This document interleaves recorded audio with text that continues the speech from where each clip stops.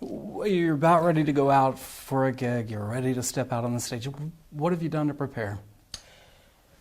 Generally, I pray. That's one thing I'll do. Not anything too formal, but I found, I'm not over the top religious, but I'm definitely spiritual. And a lot of comics are very superstitious, so there's some things like that where we'll do.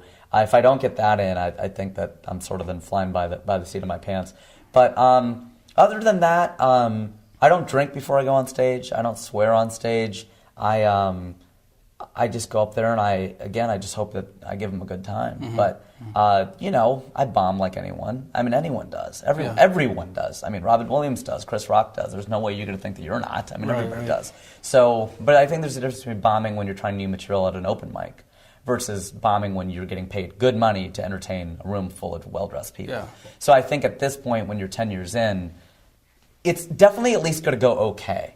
It's been a long time, knock on wood, where I was doing a paid gig, long time, where I was like, oh, man, that just did not go well. That was not good. So I think it's at least going to be a 5 or a 6. Yeah. And fairly consistently a 7 or an 8. But you're trying to do those nights where you can get a 9 or a 10. Being a performer, it's a grueling schedule. I mean, it really is. You put a lot of time into it in preparation. And then the actual night is there, you walk out, you do your thing. How does that affect you on a personal level? I forget which comic it was who said that. It was a long time ago. It may have been Bob Hope or Henny Youngman, or it was an older guy. And he said something about, maybe it was Don Rickles, there's just no way to not feel the emotional roller coaster. He goes, I don't care if you're staying at the Ritz-Carlton or if you're staying at the Motel 6. In a suite, the presidential suite, or in a little rinky-dink Tom Bodette will leave the light on for you kind of place. But you're going from a room full of, fine, it's 50 people or it's 3,000 or 10,000 people, back to your hotel room, just you with your thoughts. Unless you do real well after the show, but could be someone else, but or maybe more than one other person. But we'll stop right there. So, but generally, it's you and your thoughts, and that high that we were talking about of just you're killing on stage, and or if you bomb on stage, I mean, still that hotel room is going to be all the more lonely. You're still going back and you're by yourself, and then you're on the road. You're in the rental car by yourself. You're on the plane by yourself. You're eating by yourself a lot of the time. Yeah. And I think there's no way to not feel that emotional roller coaster. And so you do the best you can by looking up friends in other cities and being close to your family and hope, you rely really on the kindness of strangers, and then you really learn that. You have to, and a lot of performers, they can't deal with that. Sure. And they do turn to the alcohol, the drugs, and the other things that come with the vices in life. I've never done a drug, so that's something I've stayed very clear of. I don't drink before I go on stage. I usually have a drink when I come off, not always. But no, I mean, I think I get free drinks on planes. I get upgraded, but usually. But I don't drink on planes. I don't drink at the airport. To me, it's drinking alone. I just don't do it. But if I'm amongst friends, no, certainly I'll throw more than one back, certainly. But it's very easy to turn to that, especially in LA. It is the land of distractions. I mean, you got the beach, you're not working, a lot of girls, there's a lot of drugs if you want them, a lot of everything if you want it. Right. And not that you can't get that here, but it's in your face a lot out there. Did you need more vodka in your? Yeah, perfect. Yeah, exactly. This is gin or vodka. I don't know. I think it's pretty good. It's vodka. Mm-hmm. It's going down like water. What's your favorite topic when you're out on stage? I'd say it's probably dating and that sort of thing. I mean, relationship humor is, you can't be like, oh, I'm a guy who does relationship humor, because it's so beat to death. But the funny thing about that is, one, it's your own experiences, and it's difficult to steal someone else's material or borrow it, because you're talking about your own experiences. And B, or two, or whatever I said, it's probably the most universal topic, I think, to this day. I mean, I was talking to a friend who said something about, even, she was watching like a documentary in Africa or something like that on Africans, and these folks are starving to death, and not that doesn't happen in India or even other countries, but or other continents, but the number one topic that they were discussing was who is dating who. Who's dating who, what's going on. And it's universal. I mean, that topic will almost always come up in a one-on-one or a group conversation. Yeah. And people find dating and love and sex and marriage and all those things really interesting. So, and I think there's just a lot of humor there. thing. And then on your website, I saw you have a consulting business? Yeah, we got covered in Advertising Age the second week of September. And we launched a company called Standpoint, and we basically help brands generate insights for their businesses and by hiring stand-up comedians. And so I'll host these gigs at a comedy club, and we'll get the brand team and consumers together, and stand-ups will do 20 minutes of material on everything from hair coloring to yogurt. We've done 3 programs, 1 for Dan and 3 programs for P&G, where I used to work. And it's been very successful. We've done several of them, and now we're going to hopefully be doing more. So the idea of it is I want all my income and my livelihood to come from comedy. And I also want to, so I like to do that, but I also want to elevate the role of the stand-up comic. I mean, we're modern-day philosophers and sort of zeitgeist captures, court jesters. Yeah. And I think a lot of good ideas come from comics, and solutions come from us. So I think it's a good opportunity to give some guys some chances. Yeah. And you co-founded Make Chi, not War? Make Chai, not War. Chi is a little bit more east. Yes. But yes, Chai.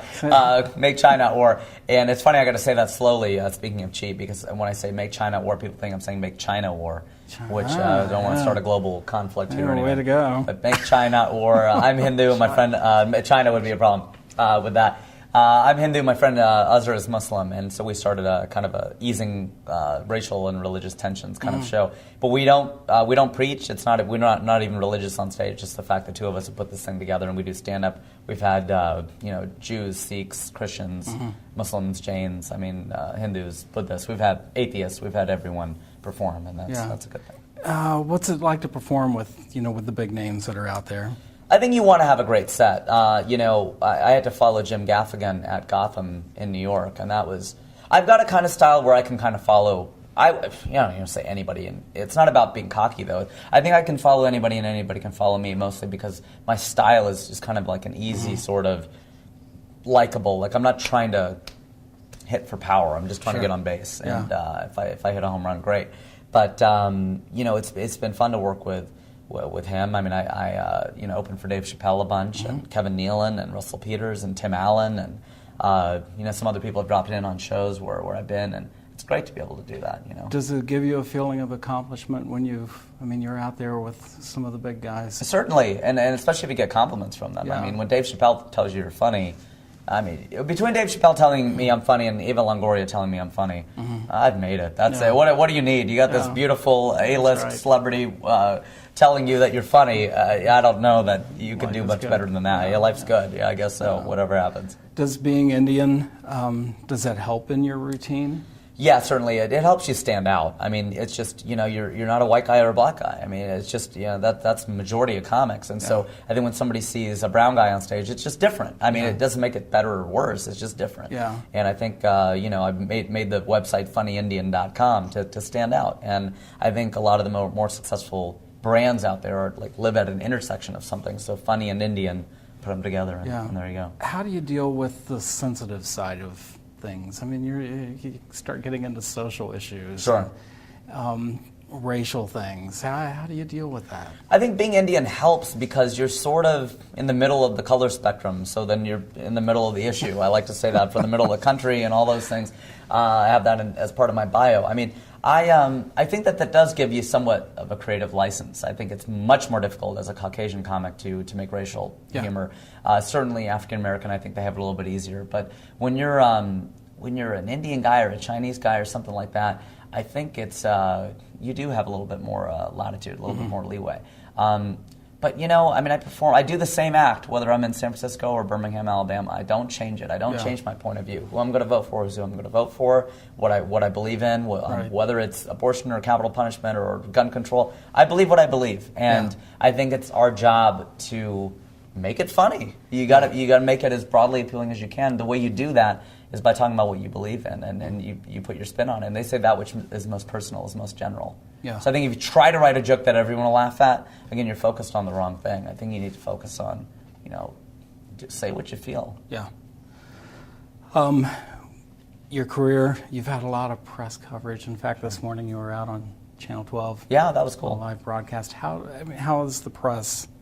Does that help you? Does it inspire you? Yeah, I think it does because, it's only recently that I thought of it as a maybe this is kind of naive, but rhymes with Rajiv. So to think that that wasn't, it's another outlet. I mean, like, we focus so hard on getting on sitcoms and in films and, on TV to do stand-up, and I've done that on a very small scale, and I want to do that a lot more. But I am getting a fair amount of press through those sort of non-traditional, like an advertising age with that article that we mentioned, the Standpoint, and then other ones like NPR and the Wall Street Journal, and you don't think of those places necessarily comedy, but any publicity is good publicity, and in this world of social media with Facebook and Twitter, those things are YouTube and Instagram and all these things. People are they're following things online. So I think TV, it used to be. I think if you didn't get on TV, that was it. It used to be Carson's Couch. Yeah, Johnny Carson's Couch. Yeah, was he made an awful lot of people. That was it. That was his wave. Come on over. He gave you that, and that was see you later or whatever. But waved you over to the couch. Man, people just booked entire development deals off of the wave of his hand. Right. And that doesn't exist anymore. I mean, you could go do the Tonight Show 10 times, people may not even have seen you. Yeah. I mean, it's only about 5 million people watching a show like that. I don't even think it's that high. Yeah. And that's one of the most successful shows on TV. Right. And it's an institution. It's a great show. Leno does a great job. But it's, there's just so many, the media fragmentation has been crazy. So 75 million people don't all watch the same thing. After Seinfeld and Friends went off the air, and somewhat Everybody Loves Raymond, there's no such thing as a mass sitcom anymore. I mean, How I Met Your Mother and Two and a Half Men are big, but they're nowhere near the order of magnitude that those shows were. Yeah, and I think Two and a Half Men kind of bombed out when they let Charlie go. When Charlie Sheen was gone. And I mean, it was one of my shows. I liked it, yes. I still watch it. Sure. Is it the same? No. Right. It's a different show. Sure. I always felt all along that the mom was always portrayed as this wild woman. They should have brought in another guy as the illegitimate child. That, And they play it off that way, and it was almost like they intentionally went after his throat and tried to do it publicly. So it's I funny. think they kind of blew it. No, I think that's true, and I think with Sheen, a friend of mine, I forget who it was, had done a scene with him fairly recently, and I don't know what it was a movie or a show or something, and they say, for all the things that Charlie Sheen is, every single take, he just nailed it. Yeah, just consummate professional. I mean, just showed up and knew, I mean, obviously knew his lines, but that's only part of it. Every single take, just crushed it. It came across from the production standpoint, and that's my side of it. I could tell the guy was good at what he did. He's a professional. I mean, he's crazy, but a lot of guys are crazy, and he was on time. He did his job. That's really, what it should be about. Yeah. Have you ever gone out there and just threw your best material out there and just felt like the audience wasn't getting it? Oh yeah, that happens. I mean, I wouldn't say often, but it's definitely happened. When that happens, you just switch your style up. You have to either talk about something else, or you talk to the crowd. You do crowd work. I mean, who are you? Where are you from? What do you do? And that stuff. You have to be able to do that. I mean, I remember I played a lot of ping pong as a kid, and I hit the ball with a lot of topspin, and a friend of mine, just beat me. Like, I was really good at ping pong. I think I still am. This guy just, he sliced everything, and I hit every ball out just with the spin of the ball. And he's like, I'm going to make your game twice as good. I'm going to teach you how to do this. And I always think of it the same way. I'm like, you got to develop another shot. If you just have one game, and that's all you can do in one shot you have, you gotta be more versatile than that. And if your material isn't going over, you gotta learn to talk to them. I mean, you have to think quick to do that, though. Yeah, no, I mean, not everybody can do it. Yeah. I mean, a lot of people have created characters, and those characters can't break the fourth wall. Right. And if that's the case, I mean, I saw somebody perform in Columbus, and she did 20 minutes as a showcase. I think half the people probably took up smoking to leave the room. I mean, she lost at least a third, if not half, the audience. And I felt so bad for her. She did not have the ability to step out because she had created this character, and it wouldn't have worked. I mean, like, she would have had to abandon the whole act. But the one thing I did learn from her, she did all 20 minutes.